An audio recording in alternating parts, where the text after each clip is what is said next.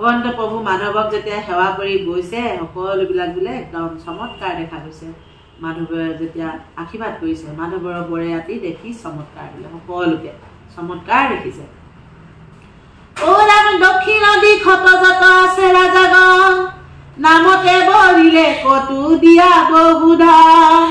কৃষ্ণ কনা মানে যিটো দুষ্ট ৰাজাগণ সহদেৱ সমেতাৰ ভৈল ঘূৰণ যোনসকলে ভাল পাইছে কৃষ্ণক মানিছে তেওঁলোকেতো বোলে দক্ষিণ দিশৰ যত ৰাজাগণ আছে তেওঁলোকে নামতেই বৰিলে বোলে বহু ধন দি হেৰি কৰিছে বোলে যিসকলে আকৌ কৃষ্ণক নেমানে সেইসকলৰ লগত সহদেৱৰ যুদ্ধ হৈছে ঘূৰণ হৈছে বোলে কৃষ্ণক নামানে যিটো দুষ্ট ৰাজাগণ সহদেৱ সমেতাৰ ভৈল ঘূৰণ মাধৱৰ প্ৰসাদত মাত দিৰতনয় অপ্ৰয়াসে সবাতে ভৈলংকৰণ জয় মাধৱৰ প্ৰসাদত তেওঁলোকৰ ঘূৰণ হৈছে অপ্ৰয়াসে বোলে মাধৱৰ প্ৰসাদত মাত দিৰতনয় অপ্ৰয়াসে সবাতে ভৈলংকৰণ জয় সকলোৰে লগতে জয় হৈছে ৰণ জয় হৈছে তেওঁ জিকিছে ৰণত ভগৱন্ত প্ৰসাদত মাধৱৰ প্ৰসাদত তেওঁ কৃপাত পশ্চিম দিশত ৰাজাগণ আছে মানে নকুলেও সভা পুজি নীলা চন্দৰণে পশ্চিম দিশত থকা ৰাজাখনকো সকলৰ লগতো নকুলে জিকিছে বোলে চন্দৰণত উত্তৰ দিশত যত আছে ৰাজাশয় অপ্ৰয়াসে সভা কুবৰালা ধনঞ্জয় কুবৰালে বোলে পূব দিশত আকৌ পূব দিশৰ নিপতিসকলকো বিকুদৰে সকলো লগতে বিকুদৰে জিকিলে বোলে বিকুদৰে জিনিলে বুলি কৈছে বিষ্ণুত ভকত ৰাজা আছিলে ক মানে আগবাঢ়ি আপুনি ভেন্তিলা ৰংগ মনে বিষ্ণুৰ ভকত ৰজাসকলে তেওঁলোকক আগবাঢ়ি বোলে ভেটি ধৰিছে একেবাৰে যুধিষ্ঠিৰ ৰাজা কৰিবন্ত ৰাজকুয় কৃষ্ণক দেখিব তথা মহাৰংগ হুই মুকুতা মানিক মণি সুবৰ্ণ সংখ্য প্ৰতি প্ৰতি ৰাজা আনি নীলা লক্ষে লক্ষ সকলোৱে নিজে নিজে মুকুতা মণি সোণ সকলো একেবাৰে লৈ লক্ষ লক্ষ ভাগে লৈ তেওঁলোকে ৰাজকীয় যজ্ঞ দেখিবৰ কাৰণে তেওঁলোকো ওলাইছে মানে কতুৰাজাগণে মহাপৰে কৌতূহল আমাৰ ভিতৰ ভৈল এবেশে সাফল কিছুমান ৰজাসকলে কি কৰিছে একদম কৌতূহল কৰিছে ফুটি আনন্দত ক'ব নোৱাৰা হৈছে আমাৰ বিত্ত সম্পত্তি মানে এতিয়াহে সফল হ'ব বোলে ভাল কৰ্মত যেতিয়া লাগিব তেতিয়াহে বোলে সফল হ'ব কৃষ্ণক পুজিবে যুধিষ্ঠিৰ মহাযশী বিলাপ বান্ধৱ গণে হুমিবন্ত আকি কৃষ্ণৰ প্ৰসাদে অপ্ৰয়াসে চাৰি ভাই চাৰিও দিশক জিনি লন্ত সমুদায় কৃষ্ণৰ প্ৰসাদত চাৰিফালে চাৰি ভাই চাৰিও দিশ জিনিলে বোলে একেবাৰে জয় কৰিলে জিনি পেলালে উলমাল লয় হস্তি ৰথ সংখ্যাত ভেন্তিলন্ত যায় জ্যেষ্ঠ ভাইৰ চৰণত সকলোখিনি লৈ গৈ হস্তি ৰথ বা অসংখ্যবিলাক সকলোবিলাক লৈ গৈ তেওঁলোকে দিলেগৈ জ্যেষ্ঠ ভাইৰ চৰণত দিলেগৈ কৃষ্ণৰো মনত ৰংগ হাসি প্ৰশংসিলা ধন্য ধন্য বীৰ শৱ কীৰ্তি কৰাখিলা কৃষ্ণই ভগৱন্ত প্ৰভুৱে তেওঁলোকে সকলোকে প্ৰশংসা কৰিছে আৰু ধন্য ধন্য বুলি সকলোৱে বোলে তোমালোকে কীৰ্তি ৰাখিলা বুলি কৈছে ধন্য ধন্য বুলি তেওঁলোকক প্ৰশংসা কৰিছে যুধিষ্ঠিৰ ৰাজাৰ সন্তোষ ভৈল মন যজ্ঞ কৰি বাক পাইলা সংখ্যাত ধন যুধিষ্ঠিৰ ৰাজাৰ এতিয়া মন সন্তোষ হৈছে তেওঁ যজ্ঞ কৰিবলৈ বহুত ধন পালে এতিয়া বোলে অনন্তৰে কুন্তি সুত চিন্তিলা মনতে জৰাসন্ধ ৰাজাক জিনিবুকে নমতে জৰাসন্ধ ৰাজাক কেনেদৰে জিনিম বুলি জৰাসন্ধ ৰজাৰ লগত কেনেদৰে জিকিম বুলি যুধিষ্ঠিৰে এতিয়া চিন্তা কৰিছে কৃষ্ণক দিলে কথাৰ অষ্টাদশবাৰ জৰাসন্ধ ৰাজা সম নাই বলিয়াৰ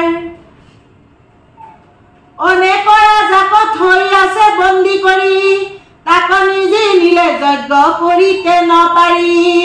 জৰাসন্ধক বধ কৰি ৰাজাসকলক যেতিয়া বন্দী কৰি থোৱা ৰাজাসকলক মুকলাই আনিব তাৰপিছতে ৰাজসুৰ যজ্ঞ কৰিব পাৰিব বোলে নহ'লে কেনেকৈ কৰিব পৰা যাব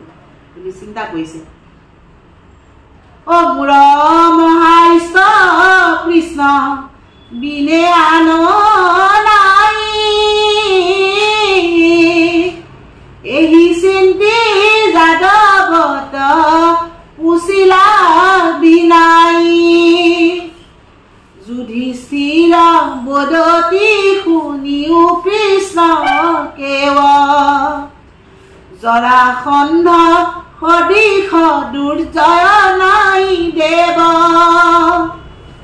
অ কিনো বিজ্জ পৰাক্ৰম কহিব তাহাৰ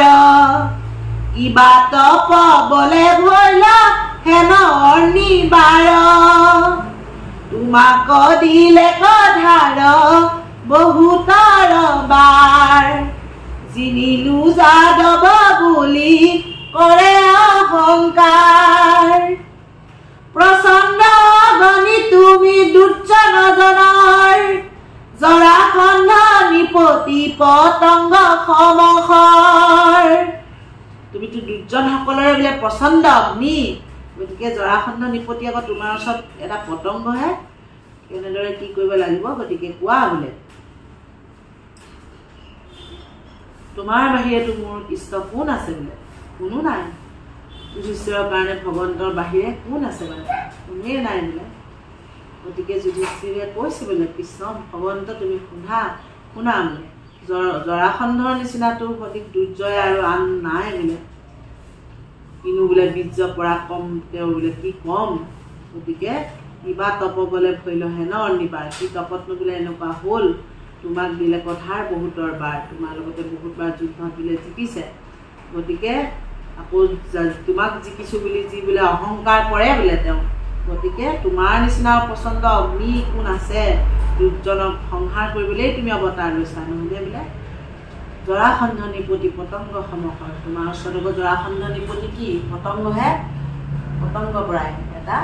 পতংগৰ নিচিনা বস্তু গতিকে কহিও কৰোণাময় হাক সম্পত্তি ইমতে জিনিবু জৰাসন্ধ মহামতী অকৃষ্ণ নিগদতি সাধু শুনা যুধিষ্ঠিৰ যেন মতে উপজিল জৰাসন্ধ বীৰ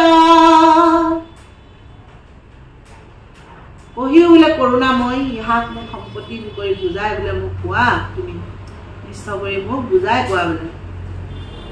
জৰাসন্ধ মন্দমতী কেনেদৰে জৰাসন্ধৰ ওচৰত জিকিব পৰা হ'ব বোলে ঈশ্বৰ ভগৱন্তই বোলে যুধিষ্ঠিৰক তেতিয়া সাধু বুলি প্ৰশংসা কৰি কৈছে তুমি এনে সাধু প্ৰশ্ন কৰিলা বোলে এতিয়া শুনা কি মতেনো জৰাসন্ধ বীৰ উপজিলে কেনেকৈ কি হ'ল কেনেকৈ ভীমৰ হাতত বধ হ'বগে সকলোখিনি এতিয়া ক'ব কেনেকৈ নাৰদে উপদেশ নাৰদে সেইখিনি কেনেকৈ বধ হ'ব কৈ মেলি কেনেকৈ ৰাজসূৰ্য কৰিলে ভগৱন্তক মানে পঠাইছে আলোচনা কৰি দুইজন আহিছে কৃষ্ণ সকলোবিলাক ওলাই যাব অনেক বিগ্ৰহ সিটো কৰিলে আমাক নবধিলো যিহেতু শুনিলো কহুতা বৃহদত্ত নামে ৰাজা মগধৰ পতি সৰ্বগুণে যুগুত আছিল মহামতী কি কাৰণে আমাক অনেক বিগ্ৰহ কৰিব পাৰিলে বোলে তাক কি কাৰণে মই নবধিলো সেইটো কথা ধুনীয়াকৈ ক'ব এতিয়া বৃহদত্ত ৰাজাৰ বোলে তেওঁ মগধৰ প্ৰতি বৃহদত্ত ৰাজা আছিলে সৰ্বগুণতে তেওঁ নিপুণ আছিলে বোলে ৰাজাজন সকলো গুণতে তেওঁ যুগুত আছিলে কাশী নিপতিৰ দুই যমজা কুমাৰী সৰ্বগুণৱতী দুয়ো পৰম সুন্দৰী বিধিবতে দুইকো বিহাই লংক বৃহদতে কৰিলা প্ৰতিজ্ঞা ৰাজা ভাৰ্যাৰ স্নেহতে দুয়ো বহিনী তপৱৰ্তীও সমভাৱে সেই মতে কটুকাল নীলন্ত উৎসৱে যেতিক্ষণে বহি থাকে সভাৰ মধ্যত দুয়ো পাশে দুয়ো ভাৰ্যা থাকন্ত লগত অধিশয় সুখত মগ্ন ভৈলা মহৎপতি মহীপতি যোৱা কাল বহি গৈল নভৈল সন্ততি পুত্ৰ কামে নানাবিধ দেৱক যজিলা একোমতে বংশধৰ পুত্ৰক নপাইলা এইখিনি ধুনীয়াকৈ ওলাই গৈছে বুজি পাইছে কেনেদৰে কন্যা দুগৰাকীক বিয়া পাতি কেনেদৰে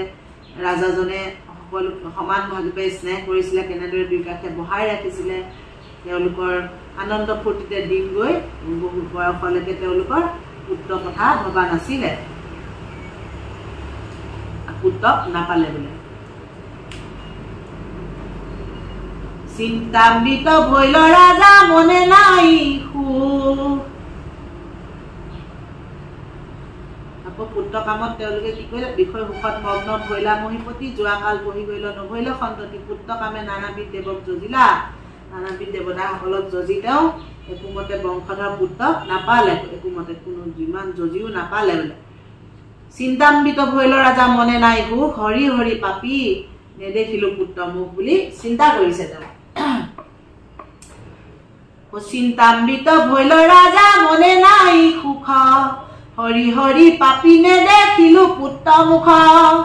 অ গৌতম নন্দন কৌশিক মুনিবৰ তীব্ৰ তাপে শান্ত তান ভৈল কলেবৰ গৌতম নন্দন কৌশিক মুনি দিলে তেওঁ কলেবৰ হেৰি হৈ তেওঁ আপুনি নিশ্চয় ৰিখি গৈছিলে তালৈ তেওঁলোকৰ ঠাই তোমালোকৰ ভক্তিত বোলে মই তুষ্ট হৈছো গতিকে মোক পৰা কি বৰ লাগে বোলে কোৱাচোন নৰপতি লোৱা বোলে কি লাগে তোমালোকে বুলি কৈ সুধিলে তেতিয়া তুষ্ট ভৈলো স্তবৰ লৈও নৰপতি বুলি যেতিয়া ক'লে সভাই যে নিপতি পাছে কৰিলা কাকুতি তেতিয়া ভাজ্যাসকলৰ সৈতে নিপতিয়ে কাকুতি কৰিছে তেওঁ অপুত্ৰক ৰাজা মই শুনা তপু ধন বোলে ৰাজ্য এৰি চলিবাক খুজো তপুবন মই বোলে অপুত্ৰক ৰাজা শুনাচোন অপুত্ৰক ৰাজা মই শুনা তপু ধন ৰাজ্য এৰি চলিবাক খুজো তপুবন এতিয়া মই ৰাজ্য এৰি তপুবনলৈ যাবলৈ বিচাৰিছো বোলে কি কৰে ৰাজ্য সুখ কি কৰে ৰাজ্য সুখ ঐশ্বৰ্য সফল বোলে অপুত্ৰক প্ৰাণী ভৈলে জীৱন নিষ্ফল ৰাজ্য সুখে কি কৰিব বোলে ঐশ্বৰ্য হয় ঐশ্বৰ্য অপুত্ৰক প্ৰাণী জীৱনত একো সুখ নাই বোলে জীৱনে বোলে নিষ্ফল বুলি কৈছে এই শুনি মহামুনি চিন্তন্ত মনত পকি আছে আম্ৰ ফল বৃক্ষৰ অগ্ৰত ভুঞ্জিবাক প্ৰতি শুক পক্ষী মুখ দিল অ ৰিখিৰা কোলাত আহি সৰিয়া পৰিল এতিয়া আম্ৰ ফল এটা গছৰ আগত পকি আছিলে বৃক্ষৰ আগত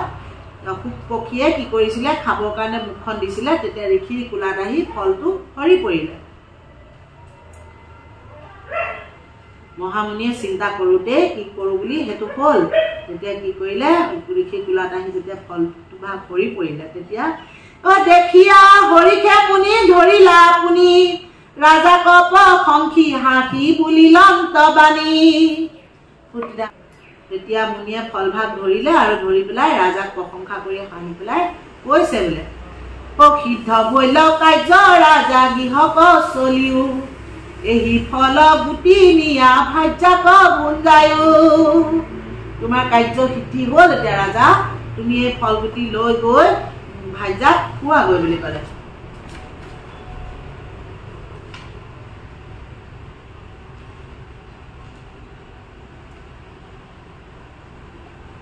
লভিবা পুত্ৰেক মহাৰাজ বংশধৰ হেন শুনি অৱনতে লৈলানি পবৰ এতিয়া পুত্ৰ এজন লভিবা তুমি বোলে পুত্ৰ এজন তোমাৰ বংশধৰ পাবা সেই বুলি ৰজাই ধুনীয়াকে ললে আৰু ফল ভাগ এতিয়া বোলে কৰিলা প্ৰণাম ৰংগে ৰিখি চলি গলা নিপতিও হৰিখে আবাসপ দেখিলা পুতিতে প্ৰণাম কৰিলে আৰু ঋষিক চৰণত আৰু ঋষি গ'লগৈ নিপতিও হৰিখে আবাসপ দেখিলা নিপতিও গৈ আনন্দ ফূৰ্তি কৰি একেবাৰে আবাস পালেগৈ গৃহ পালেগৈ পূৰ্বৰ প্ৰতিজ্ঞা ৰাজা মনত কুমৰি সেহি আম্ৰ ফল গুটি দুই ভাগ কৰি তেওঁ প্ৰথমতে প্ৰতিজ্ঞা কৰি থৈছে কেনেদৰে মৰম কৰি ৰাখিব যেনেদৰে মৰম কৰি ৰাখিম বুলি পত্নীসকলক কৈ থৈছে গতিকে সেইমতে তেওঁ মনত পৰিছে নহয় আৰু প্ৰতিজ্ঞা কৰিলেতো মনত পৰিবই লাগিব নহয় নে কিবা যি ভাবে বোলে মই এনেকৈ কৰিম বুলি তেওঁ ভাবি থৈছে যেতিয়া পত্নীক দুগৰাকীক কেনেদৰে মৰম কৰিম বুলি তেওঁ ভাবি থৈছে যমজ ভগ্নী দুগৰাকী গতিকে সেইমতে মনত পৰি তেওঁ ফল ভাগ কৰি খুৱাব মানে ধৰক দুই ভাগ কৰি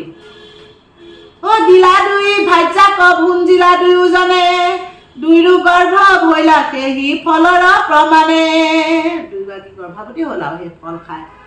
নিপতিৰ মনত কৌতুক সংখ্যাত পাছে এক দিনা দুইৰো গৰ্ভ ভৈল যাৰ এক বাহু এক পদ এক নয়ন অৰ্ধমুখ অৰ্ধনাখা দেখি বিলক্ষণ জন্ম হ'ল দুয়োগৰাকী ফালে এফালে এটা বাহু বোলে এটা চকু এটা হাত হৈ দুইফালে দুয়োগৰাকী ভাৰ্যা দুটা চাইড হৈ জন্ম হয় তেনেকৈ মানে নি পেলাই দিবগৈ কেনেকৈ জৰা নামে ৰাক্ষসীয়ে জোৰা লগাব কেনেকৈ হয় জৰাখন ধুনীয়াকৈ ওলাই দিব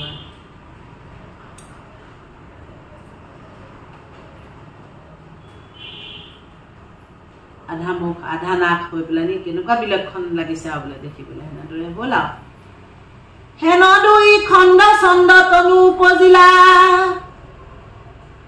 দেখি দুয়ো মাৱে মহা বিস্ময়ে কম্পিলা জীৱন্তে আছয় সবলৰে হাত পাও অদ্ভুত দেখি আলো চিলা দুয়ো মাও জীয়াইও আছে বোলে এতিয়া কি কৰিম হাত পাও লৰাই জীয়াই আছে দুইজনী এতিয়া আলোচনা কৰিলা ভাই কম বুদ্ধি দুয়ো বুলিলা সত্তৰ কেনতো জানতে গৃহৰ বাজ কৰ কোনেও নাজানতে ভাইক মাতি পেলাই ক'লে আৰু দুয়োগৰাকী আলোচনা কৰি বোলে কোনেও নাজানোতে ঘৰৰ পৰা বাঢ়ি কৰি অদ্ভুত আতি দেখে যে বেলুক কুলক্ষণী বুলি খবে নিন্দিবে আমাক এই অদ্ভুত দৃশ্যটো অদ্ভুতভাৱে দেখিলে বোলে আমাকে কুলক্ষণী বুলি নিন্দা কৰিব বোলে এই শুনি দুয়ো ধাই বস্তে ঢাকি লৈলা অন্তে কপুৰৰ মাজে চৌপন্থাত থৈলা চোৱা পাতনি নি অন্তেপুৰৰ মাজেদি গৈ পেলাই তেওঁ মাজে বস্তে ঢাকি লৈ গৈ অন্তেপুৰৰ মাজেদি তেওঁলোক চোৱা পাতনিত পেলাই দিলে জৰা নামে ৰাক্ষসী ফুলৰ সেই স্থান মাংস জাৰ ভোজন শুনিত জাৰ পান জৰা নামৰ ৰাক্ষসী আছিলে তাত ফুৰি থাকে তেওঁৰ মাংসই তেওঁ ভোজন এজেই তাৰ তেওঁ ভোজন বোলে শুনিত পান কৰে মাংস ভোজন কৰে বোলে শুনিতৰ গন্ধ পাই দেখিলে যায় দুই খণ্ড শৰীৰ পৰিয়াসে সি ঠাই দুই খণ্ড শৰীৰক দুই হাতে ধৰি দৈবে নিউজিল ধৰিলে এক কৰি জৰা ৰাক্ষসীয়ে জোৰা লগাই ধৰিলে ধৰিলে মাত্ৰকে তীক্ষণে জোৰা গৈল এক পিণ্ড গুয়া দিব্য কুমাৰে ভৈল দেখিয়া ৰাক্ষসী জৰা হৈলন্ত বিস্ময় বহিবে নোৱাৰি শিশু যেন বৰ্জময় দাঙি ধৰিব পৰা নাই একদম বৰ্জ নিচিনা টান মানে আৰু বৰ্জময় শিশু বোলে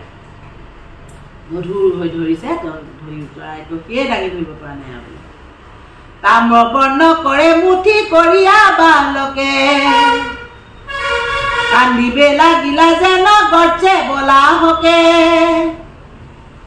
অন্তে কপুৰৰ জনে শুনি ভীত ভৈলা ৰাজায়ে সহিতে পাছে চাহিবাক গৈলা এনেকুৱা জোৰত কান্দিছে একদম বৰ্জ মুঠি ধৰি বালকে কেনেকুৱা গৰ্জিছে বোলে তেতিয়া অন্তেপুৰৰ সকলোৱে শুনি পেলাই ৰাজাৰ সৈতে সকলোৱে চাবলৈ গৈছে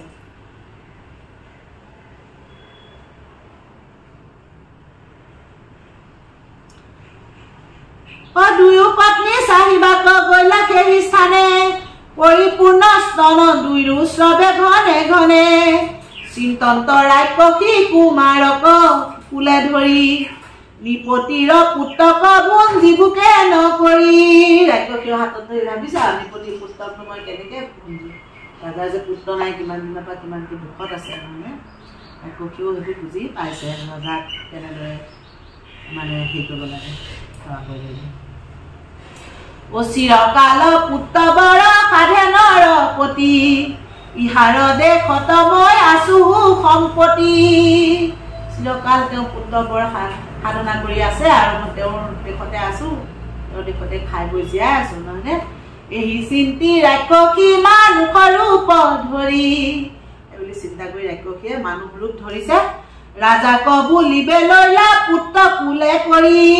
পুত্ৰ কুলাত লৈ ৰাজাক কৈছে এতিয়া হেৰা বিহত অৰ্থ লৈ তোমাৰ নন্দন তোমাৰ দুই পত্নী গৰ্ভে বৈলা উত্তাপন ৰাক্ষসীয়ে কি নাজানে সকলো কথা এটা ৰাজাক কৈছে কেনে কি হ'ল দুই খণ্ড দেখি নিয়া পেলাইলে কধাই মই এক কৰিয়া ৰাখিলো লাগ পাই হেন শুনি মহাৰাজ লৈলন্ত সাদৰি ভাজাৰ কুলাত মিয়া থৈল ৰংগ কৰি দুয়ো বহিনীয়ে লৈ পিয়াইলে কষ্টন পুষ্ট পুষ্ট কুমাৰ দেখন্তে ৰংগমন অ ৰাম শুনা সভা সদ পুণ্য কথা কৌতূহলে ৰাক্ষসৰো মুখৰ এৰাই পুণ্য বলে পুণ্য থাকিলে ৰাক্ষসৰ মুখৰ পৰা ওলাই যায় শত্ৰু যে মৃত্যুৰ হাতে মাৰি বিষ্ণুৰ চেষ্টাক কেহু বুজিবে নোৱাৰি এই ৰাম এতেকে হাত কিছু নকৰি বিস্ময় অদিও কৃষ্ণৰ পাদ পদ্ম পুণ্যময় মৰা কুজি আন্ত হৰি জিয়াকে মানন্ত কালৰ ঈশ্বৰ মহেশ্বৰ ভগৱন্ত ভগৱন্ত যে কেনেকুৱা বোলে ভগৱন্তই ইচ্ছা হলে মৰাকো জীয়াব পাৰে জীয়াকো মাৰিব পাৰে বোলে সেইকাৰণে সেই ভগৱন্তক বুজিবলৈ কৈছে আমাক জানি ও তান কথা শুনা তান লোৱা গুণ নাম ধৰ্ম অৰ্থ কাম মুখ্য সাধাৰণ